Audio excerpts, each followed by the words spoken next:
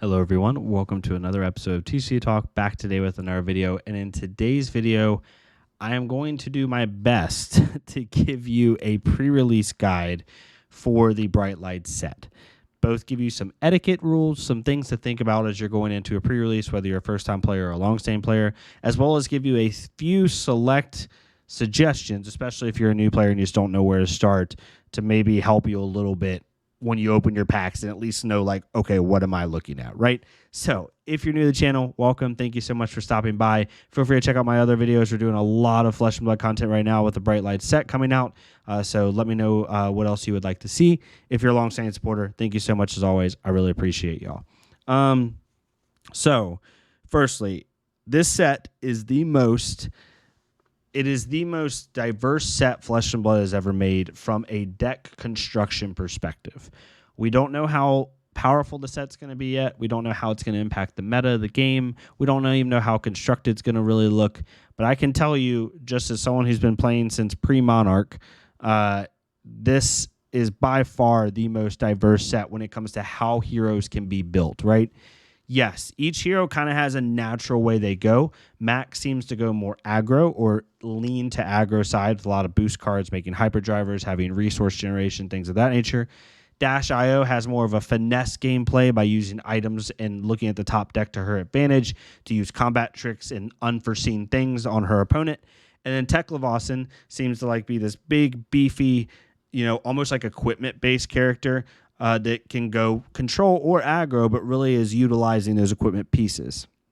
However, even though I'm saying all three of those things, all three of those heroes can be flipped completely on their head and be made into a viable build. So that's one thing you got to keep in mind. The second thing is the format for this pre-release is like crack and play, right? You're gonna open 4 packs and you're gonna make a deck. You're not gonna draft. I don't think so. You're gonna be doing just a crack and play, right? Which makes this even more like RNG based. So that being said, the first thing I wanted to say is just an etiquette note. When you go to a pre-release, I'm going to talk in 2 things here. If you're a newer player, have fun with it.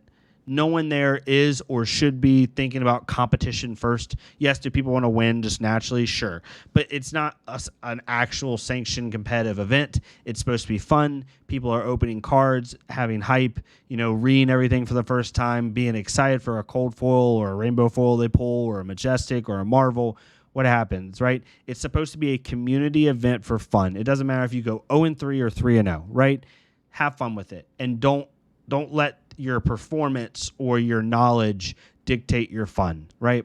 If you're a long-standing player in this game, I expect a lot from you with pre-releases. Pre-releases are supposed to be an experience for newer players and existing players alike to have a fun first look at the set, right? So if you're an existing player and you've been around a while, be friendly.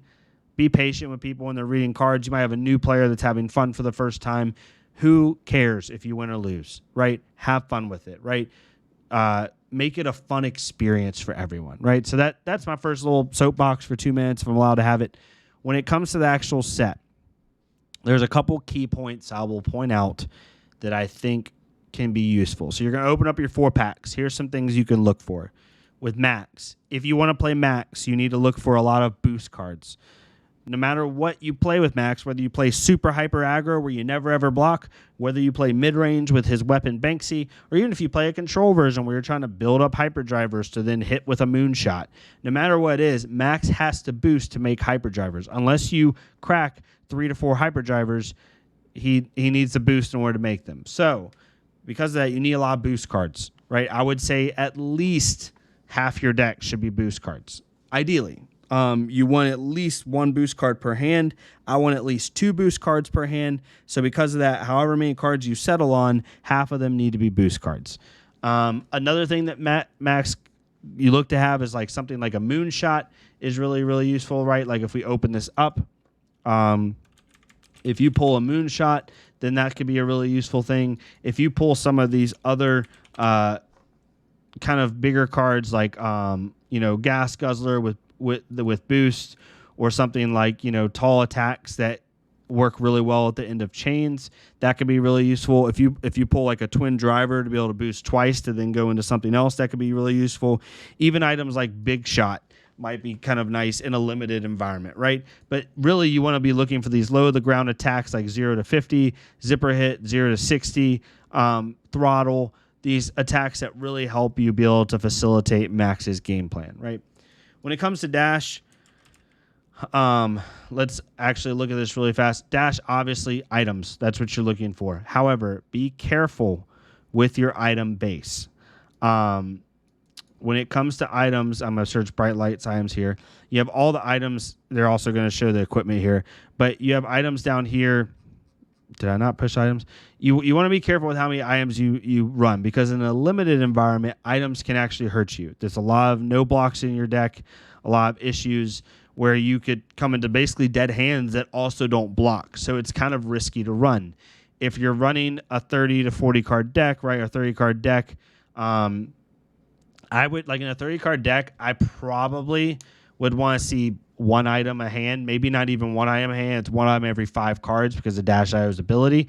So no more than 6 items. That's max. I probably would run 4 to 5 items. Just items that can supplement your game plan, because Dash IO in a limited environment, like, yes, you want to play items from the top of your deck, but your deck's not going to be tuned enough to really make the most of them. So really just looking at the top of your deck is the most important thing. Being able to know what's coming up next and how you can make your game plan based off that. So only look to do 4. If you get 3 or 4 good items, specifically some items like penetration script would be really good for like an aggro game plan.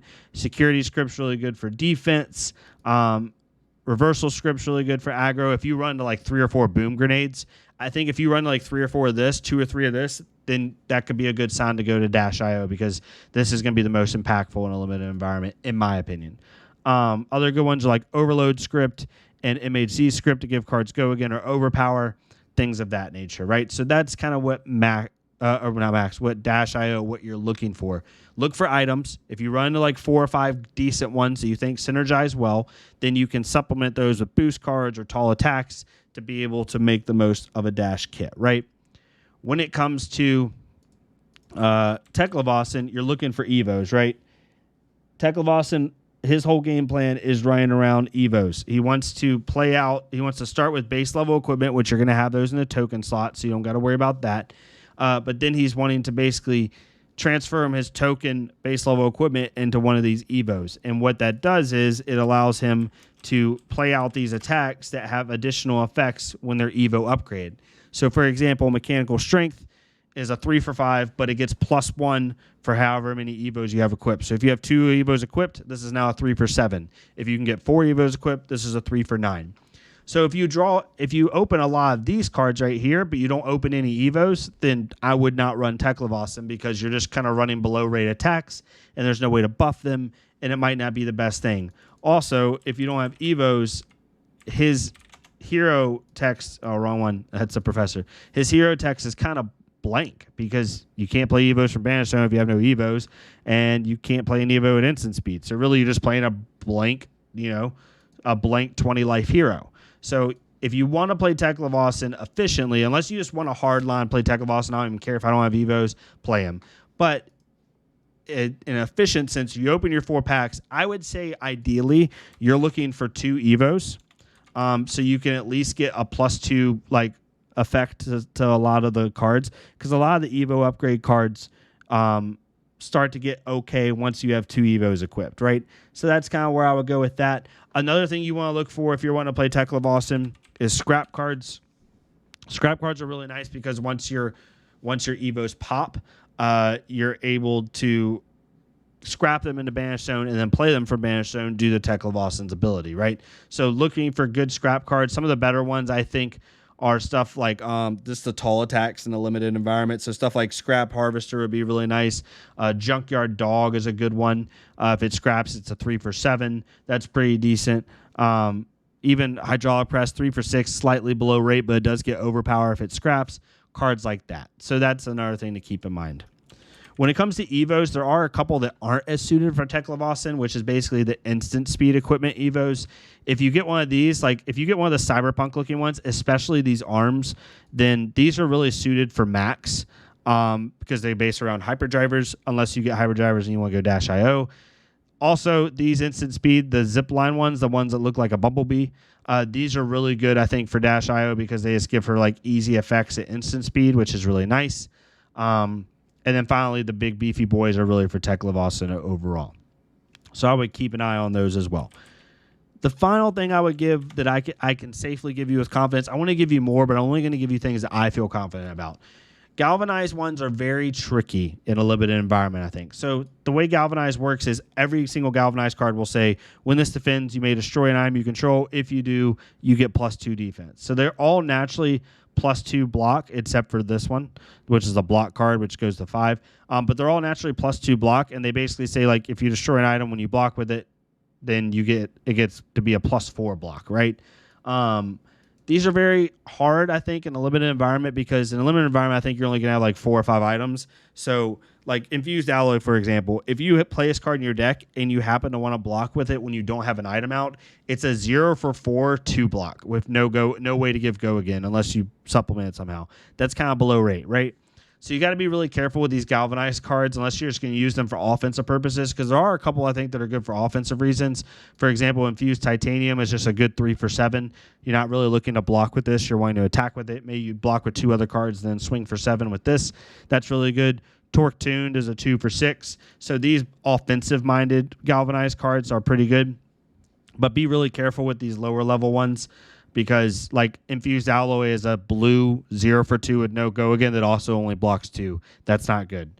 So be really careful with these cards. I would stay away from these cards unless you think your deck can really naturally synergize with them in a limited environment. They're very, very, hard to mess with. But yeah, that's the main things I have. Again, for Dash IO, look for 4 to 5 items. I wouldn't go any more than that personally. And hopefully they can supplement your game plan good enough. For Max, you're wanting like boost cards. Boost cards are good in all 3 heroes, right? So don't get that wrong, but they're really good in Max. They're the best at Max. For that, you need at least, I'd say, half your deck to be boost cards, ideally, if you want to play Max at an efficient level.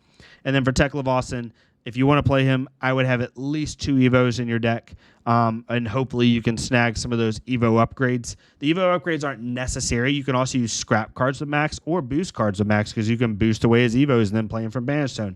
I think the one necessary thing you need with Max is to hopefully at least get 2 Evos that also stay around a little bit, right? So like if you got a Evo-based Sentry Head, which is a common, and then you got an Evo engine room. This does have blade break, so if you break it, you only have 2 Evos anymore. You want 2 Evos that stay around, right? Like even like an Evo Rapid Fire, right? Being able to do this. The cool thing that's really small and minute about these base heads or these sentries is their base, right? And they say if you have a base chest equipped, transform it into this, then equip this. So like let's say you got 2 sentry base heads. You could equip this and then equip another sentry head on top of it later on because it's seen as a base chest, as you can see down here.